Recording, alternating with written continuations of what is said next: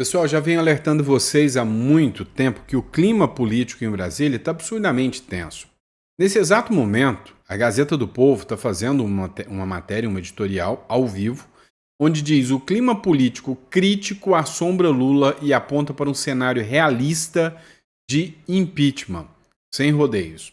Sim, literalmente a possibilidade do impeachment começa a crescer. Vários deputados, senadores levantam essa possibilidade. Inclusive, com o novo avanço agora do próprio Lula ao Supremo Tribunal Federal contra o Congresso Nacional em relação ao decreto do IOF. A gente vai falar sobre isso.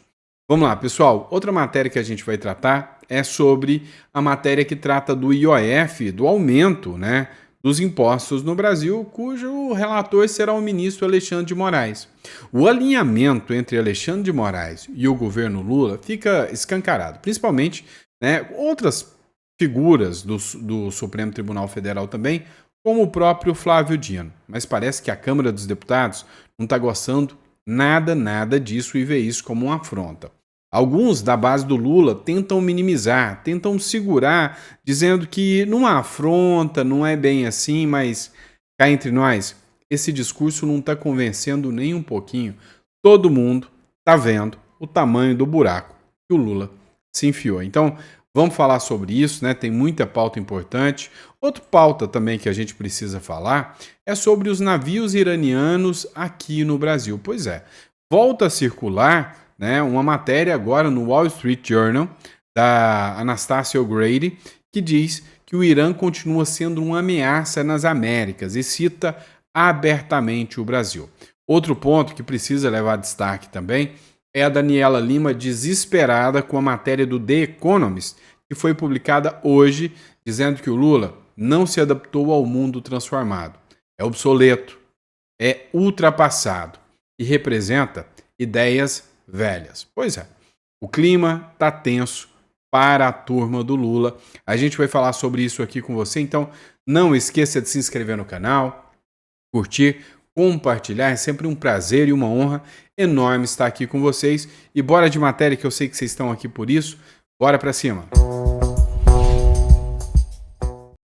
É o seguinte, pessoal, o ministro Alexandre de Moraes será o relator da ação que trata do IOF lá no Supremo Tribunal Federal. Foi literalmente uma grande afronta do governo Lula em relação aos deputados e senadores, que aprovaram um PDL, que é um projeto de decreto legislativo, derrubando o aumento do IOF. Matéria do R7. O presidente do STF, Luiz Roberto Barroso, decidiu redistribuir a ação, movida pelo PSOL, contra a derrubada do decreto do governo que elevaria o IOF. Com isso, a ação sai da relatoria do ministro Gilmar Mendes, que havia recebido o processo por sorteio, e passa ao ministro Alexandre de Moraes. Moraes foi escolhido por ser relator de uma ação do PL contra a alta do IOF, que foi apresentada antes do Congresso derrubar o decreto. Então, olha só, tem uma coisa no direito que se chama prevenção. Quando tem uma ação correndo sobre um determinado assunto, e essa ação trata, nesse caso, de aumento de IOF, outras demandas que tratam sobre o mesmo assunto e que podem ter conotações distintas poderiam gerar um conflito das decisões. Então, remete para o ministro Supremo Alexandre de Moraes, saindo da mão do Gilmar Mendes. Qual que é o grande problema disso? É o sintoma político de toda essa situação. Sintoma político no sentido de que você precisa entender que o Congresso Nacional está se sentindo traído, está se sentindo revoltado em relação à decisão do governo Lula em aumentar o decreto do IOF. Depois da derrubada do decreto, recorreu ao Judiciário. O Judiciário não tem competência para analisar isso. Isso é um assunto interno do Congresso. Uma coisa é fato: o clima esquentou depois desse decreto. Auxiliares do próprio governo Lula, como o Jacques Wagner, que é o líder do governo no Senado, diz que não há afronta no governo judicializar o IOF. Foi o que o líder do Senado disse. Mas ele está tentando apagar fogo. A verdade é que lá no Congresso Nacional Hoje, há um sentimento de antipatia aos deputados e senadores de esquerda, porque eles judicializam tudo. É um direito do presidente ir à justiça. Ninguém pode impedir ninguém de ir à justiça, que é o princípio, né, do acesso à justiça. Se ele decidir ir à justiça, não há nenhuma afronta. É continuar brigando por aquilo que acha que é o direito dele, explicou Jacques Wagner aos jornalistas. Estaria certo se não houvesse o sentimento, o entendimento de que a decisão já está tomada. E a decisão aqui é no sentido de ser favorável ao governo Lula. Por quê? Porque há um alinhamento quase que umbilical em relação ao Supremo Tribunal Federal e o governo Lula, né? Então isso incomoda e incomoda muito, muito os deputados do Centrão, que estão vendo aí uma afronta e o clima começa a esquentar cada vez mais, né? Sente esse cheiro de impeachment. Vamos lá, pessoal. Outro ponto que a gente precisa conversar é sobre uma matéria publicada pelo Jamil Chad, agora há pouco, tá? Do UOL. O Brasil pode convocar de volta o embaixador se o Trump sancionar o Supremo Tribunal Federal. Nossa novela preferida está tendo alguns capítulos literalmente emocionantes, tá? A resposta do Brasil contra o Donald Trump e os Estados Unidos, caso o Alexandre de Moraes seja sancionado, será uma resposta política. E os recados já foram passados ao governo Trump sobre o impacto que eventuais sanções teriam na relação bilateral. Conto os bastidores da consideração. Aí ele fala que conta aqui, né, na matéria dele. O que acontece? Hoje, o rompimento de relações do Brasil com os Estados Unidos é uma medida burra ao extremo por parte do Brasil. Não tenha dúvidas que num eventual impacto, né, ou seja, rompimento total de relações entre Brasil e Estados Unidos, hoje, economicamente falando, o Brasil perde em todos os sentidos. O Brasil, que já está muito mal visto no cenário internacional, está visto como um país ditador, né? Um país deplorável. Por causa da atuação do governo Lula, aí a gente já começa a entender o porquê, né? Os motivos pelo qual, né, o governo Lula está, avançando, inclusive contra o Donald Trump. Ele quer literalmente ser sancionado. Né? Ele quer literalmente isso. É o interesse dele, eu já falei sobre isso com vocês. Porque se isso acontece, simplesmente ele vai colocar a culpa do fracasso econômico dele no Donald Trump. Né? É vexatório o que a gente está acompanhando. No próximo bloco agora, a gente vai tratar de uma matéria, né, da Folha de São Paulo, onde a Folha de São Paulo literalmente, né, detonou a ministra do Supremo, Carmen Lúcia, por causa da sua fala dos 213 milhões de tirano. Hoje, o Poder 360 também fez uma matéria com duras críticas à ministra do Supremo Tribunal Federal. Acompanha essa matéria aqui comigo logo depois, né, da separação de matérias aqui. Vamos lá, pessoal. 213 milhões de brasileiros e 8 tiranos. Olha essa matéria da Lígia Maria, lá da Folha de São Paulo, que impressionou todo mundo. Ninguém esperava uma matéria nesse sentido. Vou até ler para vocês aqui. Você, caro leitor, é um pequeno tirano. Não só você, seu pai, que posta foto dos netos no Facebook, a sua irmã fazendo yoga no Instagram e, claro, o seu tio, que conta a piada do pavê no X. Eu também sou. Todos tiranos. Quem diz é a ministra Carmen Lúcia, do Supremo Tribunal Federal. Eis um trecho do seu voto durante o julgamento que tornou parcialmente inconstitucional o artigo 19 do Marco Civil da Internet. Abre aspas. A censura é proibida constitucionalmente, mas não se pode permitir que nós estejamos numa ágora em que haja 213 milhões de pequenos tiranos soberanos. Soberano é o Brasil. Soberano é o direito brasileiro. A decisão da Carmen Lúcia foi alvo de críticas de todos os jornais, né? Porque assim, foi absurda a decisão dela. O Poder 360 publicou uma matéria dizendo o seguinte: a ministra, que diz que é contra exceção, contra censura, abriu exceção para promover a censura. O Mário Sabino, por sua vez, jornalista do Metrópolis, também traz a mesma crítica dura contra a ministra do Supremo Tribunal Federal. Abre aspas.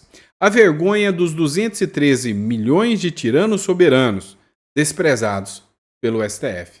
Mais da metade dos brasileiros estão com vergonha do Lula, dos deputados, dos senadores e, é óbvio, né, dos ministros do Supremo Tribunal Federal.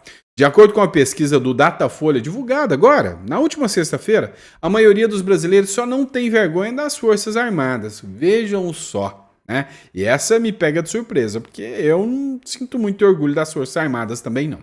No caso dos iluministas do Supremo, a porcentagem chega a 58%, ou seja, 6 a cada 10 brasileiros têm vergonha deles. A vergonha é maior entre os bolsonaristas e afins, como não poderia deixar de ser, na proporção de 8 a cada 10 bolsonaristas têm vergonha do Supremo Tribunal Federal. Mas ela não é tão pequena entre os petistas e simpatizantes. Quase 4 em cada 10 petistas também têm vergonha do Supremo Tribunal Federal.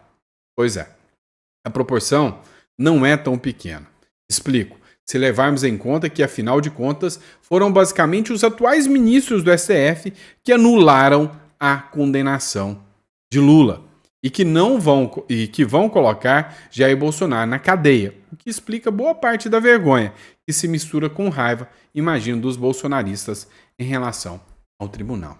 Nem os petistas, que estão vendo o STF atuar abertamente a favor do seu projeto de poder, não estão 100% favoráveis ao Supremo Tribunal Federal. E isso, né, assusta um tanto quanto aí, porque a gente vê, né, literalmente que o Brasil está indo para o caminho errado. No próximo bloco, a repercussão da matéria do The Economist dando grande impacto na vida do Lula. E a gente vai falar sobre isso. A gente tratou mais cedo com vocês, no primeiro editorial, de uma matéria sobre o The Economist, a maior revista de economia do mundo, disse que o Brasil não está com nada sobre o Lula. Pois é, agora, para você ficar impressionado, é ver a própria Daniela Lima falando isso. Vou colocar para vocês aqui agora, acompanhem comigo o que ela diz sobre a matéria do The Economist em relação a Lula. Acompanhem. Olha o que diz a revista de negócios mais influente do mundo. Estou falando da The Economist. O presidente do Brasil perde influência no exterior e é impopular em casa. Luiz Inácio Lula da Silva colocou o Brasil no mapa, mas não se adaptou a um mundo transformado. A ilustração é muito interessante, porque traz o presidente segurando um balãozinho ali e alguém já pronto para estourar essa bolha. Olha o que diz a revista de negócios. Pois é, prontíssimo para estourar essa bolha, né? Me impressionou muito, né, a forma que isso foi tratado, inclusive pela própria Globo. O Deltan Dallagnol fez uma publicação hoje, eu vou colocar um pequeno trecho dessa matéria do Deltan Dallagnol, que a gente vai analisar, sobre, né, o The Economist, né, e a humilhação que foi em relação a essa matéria. Acompanhe aqui comigo. A The Economist humilha Lula, chama ele de irrelevante, de incoerente, de impopular e avalia ainda que a direita vai ganhar a presidência em 2026. Meu muito bom dia pra você com essa notícia maravilhosa. E eu espero ainda que você tenha uma segunda-feira e uma semana abençoadas e abençoadoras. Hoje eu trago para vocês um artigo da revista britânica The Economist, uma das mais importantes do mundo, detonando Lula e mostrando toda a desimportância dele para o mundo e que a direita deve levar em 2026. Nesse nosso encontro com justiça, eu vou ler com vocês trechos fortíssimos dessa matéria explosiva e vou mostrar os 3 momentos em que a The Economist chamou Lula de irrelevante, incoerente e impopular, deixando o melhor para o final, que é imperdível, e eu faço para você um desafio aqui. Se você assistir até o final e você não gostar desse vídeo, pode me xingar à vontade nos comentários, o xingamento é livre. Vamos lá, pessoal. Bora entender um pouco mais sobre isso aqui. O The Economist disse que o Lula envelheceu. Envelheceu mal, envelheceu da pior forma possível. E ele, lá atrás, até teve uma relevância política para o Brasil, mas que agora ele simplesmente não tem mais conexão com a realidade. Está impopular lá fora. nenhum líder quer ser visto do lado do Lula. A situação está tão vergonhosa, mas tão vergonhosa, que vai acontecer aqui no Rio de Janeiro o evento do BRICS. Pois é, o BRICS são os principais, né, países de um grupo, de um bloco, né, que se formou justamente para se contrapor aos Estados Unidos. Brasil, Rússia, a Índia, a China e a África do Sul. Depois, novos agregados juntaram. A própria China diz que o Xi Jinping não vem ao Brasil. Afinal, perder tempo com um presidente irrelevante não dá, né? Mas virá um representante da China. Grande coisa. O Putin também disse que não vem. Ou seja, a formação original já não quer vir. O Maduro está querendo vir. Ah, sim, porque o Maduro quer entrar no BRICS. E está com raiva do Lula porque foi o Lula que não deixou o Maduro entrar ainda. Mas ele quer vir e quer ouvir da boca do Lula, que ele é um convidado do BRICS, né, para ingressar no BRICS. Detalhe, o Irã agora é um novo membro, né, são os agregados do BRICS. E o Irã, depois de tudo que foi um retrato passado para o mundo, está querendo vir aqui no Brasil. E isso aí pode dar um impacto literalmente negativo demais para o Brasil. Lembrando que realmente o Irã, inclusive, né, ele volta a ser alvo, né, de matérias jornalísticas, principalmente aquele momento em que navios de guerra iranianos estiveram aqui em solo brasileiro. Um momento deplorável, né, vergonhoso da história do Brasil. Acompanhe aqui, né, uma matéria do Wall Street Journal que diz o seguinte: o Irã continua sendo uma ameaça nas Américas. Teherã tem espiões e representantes em toda a América Latina e provavelmente até nos Estados Unidos também. Escuta só esse trecho aqui da fala do Ivan Kleber. Os senhores se lembram dos navios de guerra iranianos que atracaram no Rio de Janeiro no começo do ano de 2023? Pois bem, eles voltaram a ganhar destaque na mídia americana, mais precisamente no jornal Wall Street Journal.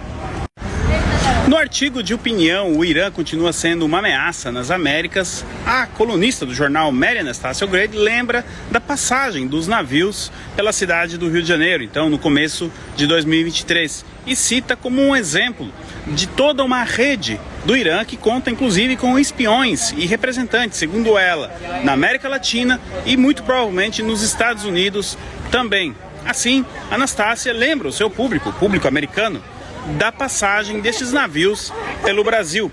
Eu sou Ivan Kleber, falo diretamente de Londres, no Reino Unido, e hoje é segunda-feira, dia 30 de junho de 2025. Muito obrigado a todos pela audiência e aos que contribuem com o meu trabalho aqui pelo Pix. Muito obrigado. Vamos lá.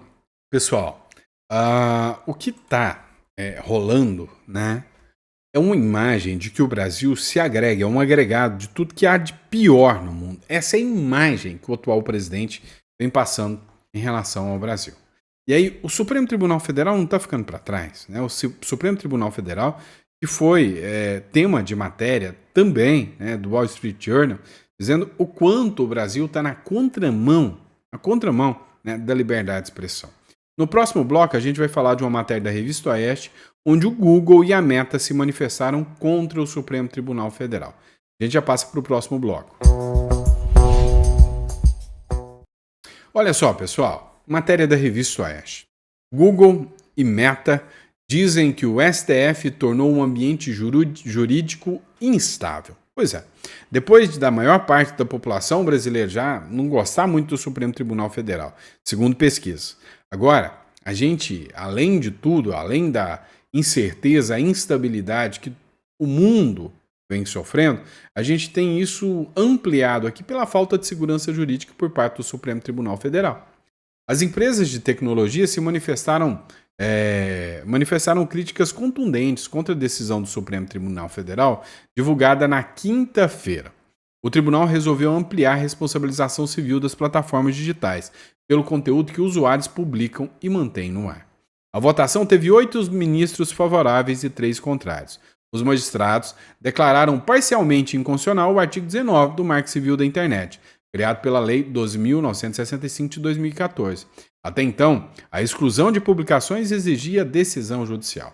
A nova interpretação restringe essa necessidade somente com crimes contra a honra. Nos outros casos, o artigo 21 passa a permitir a retirada mediante notificação extrajudicial ou decisão direta de plataforma. Eu já tive um vídeo retirado e levei um strike, para vocês terem noção, né, do nível que isso vai tomar.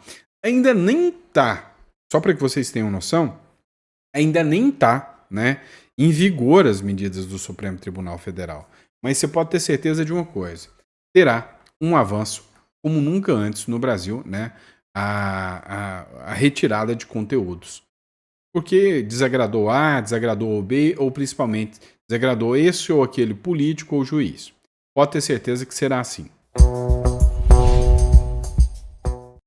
Vamos lá, pessoal. Continuando aqui com o Revista Oeste, Wall Street Journal expõe a aliança de Lula, da esquerda e das ditaduras da América Latina com o Irã. Dando continuidade aqui à publicação, né, e à fala do Ivan Kleber. Em artigo publicado na edição desse domingo, o Wall Street Journal, a colunista Mary Anastasia O'Grady, especialista em relações geopolíticas no continente americano, expõe as relações de países da América Latina, governados pela esquerda, como o Brasil, e das ditaduras comunistas da Venezuela, Nicarágua, Cuba com o Irã. A jornalista lembra que depois dos Estados Unidos terem bombardeado 3 instalações nucleares no Irã, 11 estrangeiros iranianos foram presos em 8 estados norte-americanos. Isso leva a uma pergunta fundamental. Abre aspas. O que Teherã fará com a plataforma de representantes e alianças militares que passou décadas construindo no hemisfério ocidental, agora que foi humilhada pelo poder aéreo dos Estados Unidos? Vai continuar da mesma forma, conversando no submundo, discutindo no submundo, ou seja, é como eles agem. É a essência do escorpião, pode ter certeza, né? Ou seja, são grupos que querem tirar sua liberdade, se manter no poder, matar, dominar, controlar. Então, vai permanecer totalmente da forma que está. É da essência do escorpião. Eu acho que isso não vai mudar tão cedo.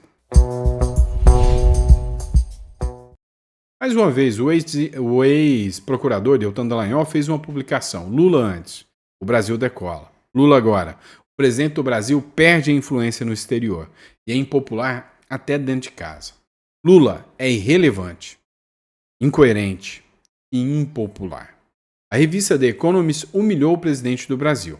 E o motivo é muito claro: uma política externa desastrosa, ideológica e completamente desalinhada com os interesses reais do país. Lula prefere se aproximar de regimes autoritários como a China, Rússia, Irã e Venezuela. Recebe com tapete vermelho o ditador Nicolás Maduro e navios iranianos. Visita Putin em clima festivo e faz declarações que colocam o Brasil em rota de colisão com o Ocidente, com as grandes democracias. A realidade que dá a impressão é de que o Lula realmente quer que mais cedo ou mais tarde o Brasil seja alvo, né, desses países, seja mediante sanções econômicas ou até um ataque militar ou alguma coisa assim, porque eu nunca vi dar apoio para o lado errado dessa forma. É uma tragédia o que está acontecendo no Brasil.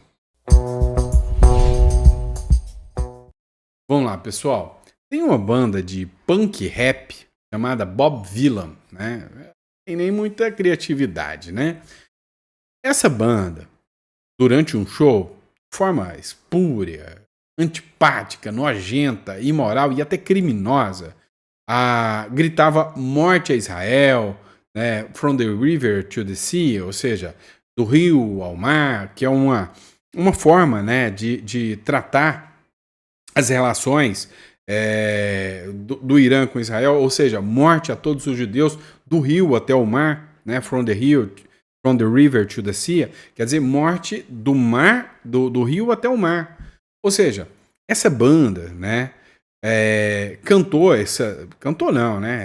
destilou esse ódio todo contra Israel, e aí o governo dos Estados Unidos cancelaram o visto dessa banda britânica, né? E vem cá, né? O Reino Unido, se tivesse um pouquinho de moral, determinava era a prisão, né, desses antissemitas. Essa é a realidade. O governo dos Estados Unidos anunciou o cancelamento dos vistos dos integrantes da banda britânica de punk, rap, Bob Dylan, após declarações polêmicas feitas numa apresentação no festival Glastonbury, no Reino Unido, no último fim de semana. Durante o show, o vocalista Bob Dylan liderou o público em um coro de, abre aspas, morte ao exército de Israel, né, em referência às forças de defesa, sigla para Israel Defense Force, né, morte ao IDF. A decisão foi anunciada nesta segunda-feira pelo secretário de Estado dos Estados Unidos, Christopher Landau, por meio da rede social X.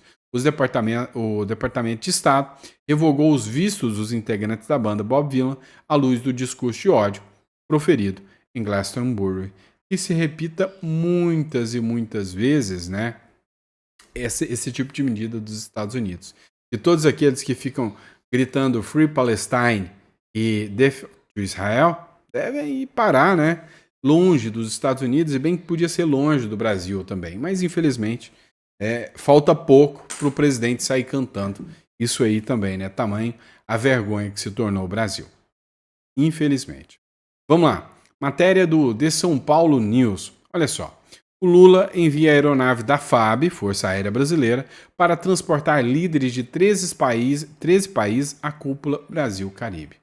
O governo brasileiro mobilizou uma aeronave da Força Aérea Brasileira, da FAB, para transportar a autoridade de 13 países caribenhos à cúpula do Brasil-Caribe, realizada em 13 de junho em Brasília.